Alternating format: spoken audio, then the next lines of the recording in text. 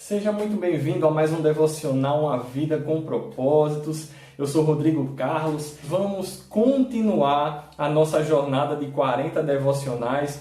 Depois de uma breve pausa, nós estamos retomando os devocionais agora em janeiro de 2021. Hoje estamos no devocional de número 21, Protegendo a Igreja. E se é a sua primeira vez aqui no canal, já confere aqui embaixo no botão inscrever-se. Se você não é inscrito, assine o canal, é totalmente gratuito e você vai estar recebendo os conteúdos depois que você também acionar aqui o sininho de notificações. Nós já aprendemos aqui ao longo dessa jornada que Deus nos criou com um propósito e esse propósito é o de viver para a sua glória, é o de glorificá-lo através da nossa vida. E foi Deus também quem instituiu a igreja na terra. E o desejo de Deus é que nós, enquanto igreja, nos amemos uns aos outros. Isso irá servir de testemunho para as pessoas que não conhecem a Cristo e também que nós nos relacionemos em comunhão, em unidade. E Deus deseja que essa unidade seja protegida, preservada. E por quê? Porque a unidade é a alma da comunhão. Se nós removermos a unidade, a comunhão ela é desfeita. Unidade é diferente de uniformidade. Unidade é o propósito maior, é o motivo, é a razão de por que estamos reunidos, de por que estamos em comunhão, em unidade.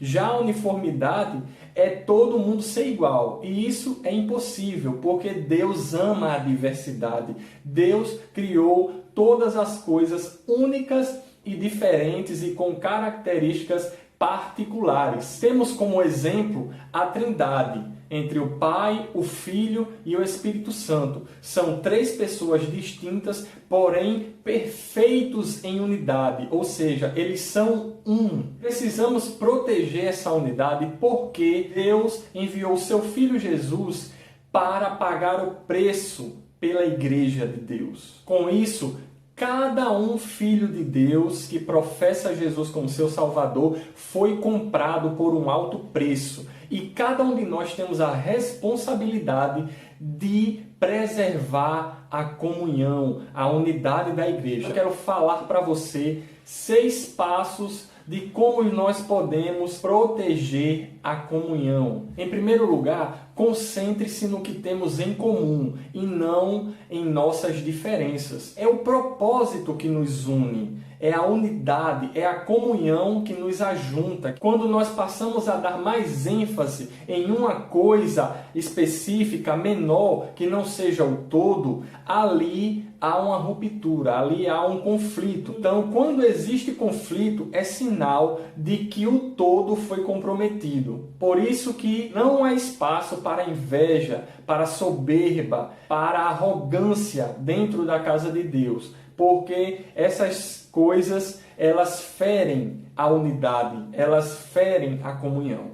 Em segundo lugar, você também precisa ser realista quanto ao que espera numa comunidade cristã. Ela é feita de pessoas imperfeitas. A igreja é feita de pessoas comuns, como eu, como você, pessoas que têm limitações, pessoas que têm defeitos, pessoas que têm vulnerabilidades e em algum momento nós iremos ser feridos de alguma forma, nós iremos nos frustrar, nós iremos nos decepcionar ao criar altas expectativas e expectativas ideais, mas precisamos criar expectativas realistas, porque eu e o meu irmão temos limitações. Em terceiro lugar, prefira incentivar a criticar. Nós vemos, infelizmente, que as pessoas têm uma predisposição, uma facilidade, uma prontidão a criticar, mas essa atitude não ajuda em nada. Nós precisamos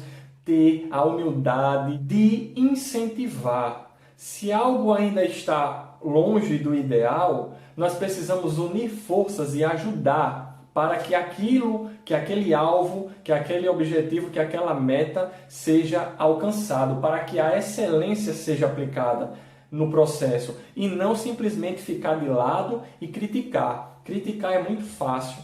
Não julgue o seu irmão, porque Jesus disse que quem julga será julgado. Então, prefira incentivar. Em quarto lugar, recuse-se a ouvir fofocas. O que é fofocar? É transmitir uma informação quando você não faz parte nem do problema e nem da solução. Tenha muito cuidado quando pessoas se aproximam de você apenas para falar da vida alheia. Essa mesma pessoa, se está falando de alguém, ela tem total capacidade de também falar de você. Então tenha muito cuidado com esse tipo de pessoa, esse tipo de postura. Evitar fofoca também preserva a unidade e a comunhão da igreja. Em quinto lugar, pratique os métodos de Deus para a resolução de conflitos. A Bíblia orienta que quando um irmão pecar contra você, fizer alguma coisa que agrediu, que feriu você, você deve ir até a ele e conversar e tentar a reconciliação.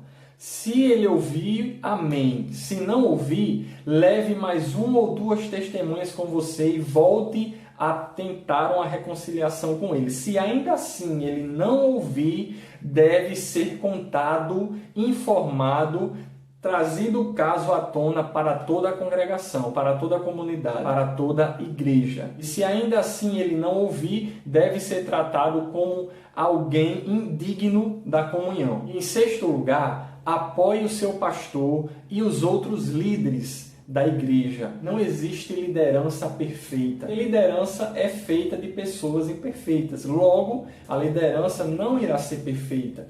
Mas nós precisamos ter uma postura de apoio à liderança, a quem está velando por nossas vidas, a quem está cuidando de nosso bem-estar espiritual. Porque a Bíblia diz que os líderes, os pastores, irão prestar contas a Deus como procederam à frente dos seus liderados. Mas a Bíblia também diz que todos estarão diante de Deus e prestarão conta dos seus atos. Tenha muito cuidado, apoie a sua liderança, honre a sua liderança, porque fazendo assim, você estará atraindo a bênção de Deus para a sua vida. Espero que esse vídeo tenha abençoado a sua vida. Compartilhe esse vídeo, envia para um amigo seu. Vamos espalhar a palavra de Deus. Acompanhe os versículos. Até o próximo devocional, se Deus assim nos permitir.